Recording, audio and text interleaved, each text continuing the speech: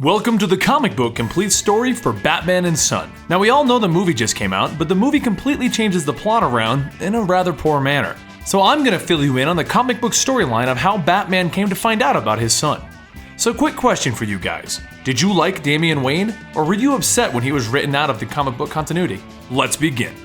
The true story of Batman and Son begins with Batman trying to rebuild his Bruce Wayne identity. While at a party, he runs into Dr. Kirk Langston, who is the former Man-Bat, but cured now.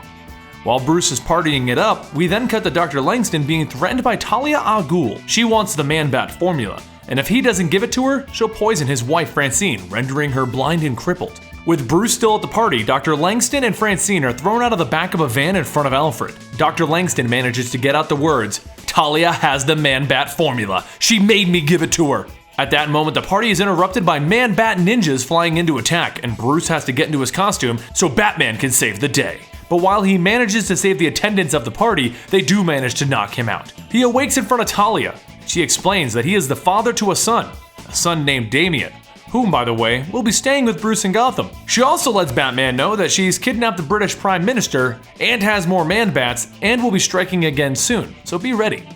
Batman and his son return to Gotham, where Damian is introduced to the Batcave, Alfred, and his adopted son Tim. Right off the bat, Damian shows his attitude by demanding that Tim lead, since Damian is the true son of Batman and needs to be the new sidekick. As he's being shown around the mansion, he then snaps with intense anger towards Batman, demanding that he gets to do what he wants. He gets a computer, he will get his sword back, and Batman can't make him do anything.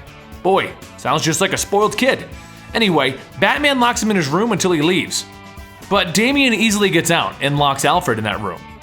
We cut to a little later in the evening when Tim is walking through the Batcave and he happens to come across Damian armed with the sword that Batman took away from him earlier.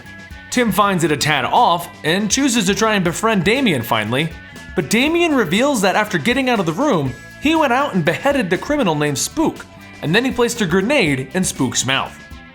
In shock, Tim tells Damian that killing is not their way, they always try for justice. Damian replies by throwing the head at Tim, causing it to explode, and the two go at it right there in the Batcave. Things end with Tim trying to rescue Damian from falling off of the T-Rex.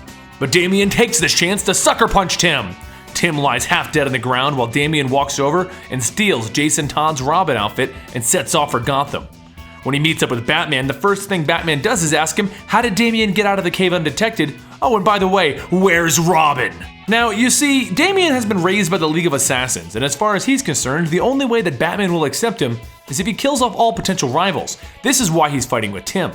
At least Batman knows this early on, since Damian outright tells him he will remove Tim from the picture. Batman frees Alfred from where Damian stuffed him, and they all set out to get Tim all patched up. Batman then takes Damian with him to stop Talia's next attack using the Bat Rocket. They have a bit of clever banter, and it's decided that Damian doesn't know everything about Batman. I mean, he didn't even know about the Bat Rocket. Batman drops right in on Talia trying to attack with her Man-Bat army. While Batman is fighting, Damian stops fighting and apologizes to his mother, claiming he didn't mean to ruin her plans. Once Batman catches up to Damian and Talia, he explains to Talia that Kirk Langston is currently advising the British Army on anti-Man-Bat tactics as we speak. Oh, and by the way, Robin and Alfred are alive. He then tells Talia that while her little guided missile did disrupt his life, he did fail ultimately because Batman is here to stop her. He then declares that they have one last chance to get out of here before the British Navy blows them all up with a torpedo. But Talia says that this is actually his last chance to reform her, and if he can reform her, she'll bring the League of Assassins to his side to fight crime for him. Obviously, neither side can convince the other, and Talia says that it's time to go, Damian. Pick me or your father. Damian replies like any child would, "Can't we all just live together?" Then the British Navy blows up the raft they're all on, and they disappear into the night.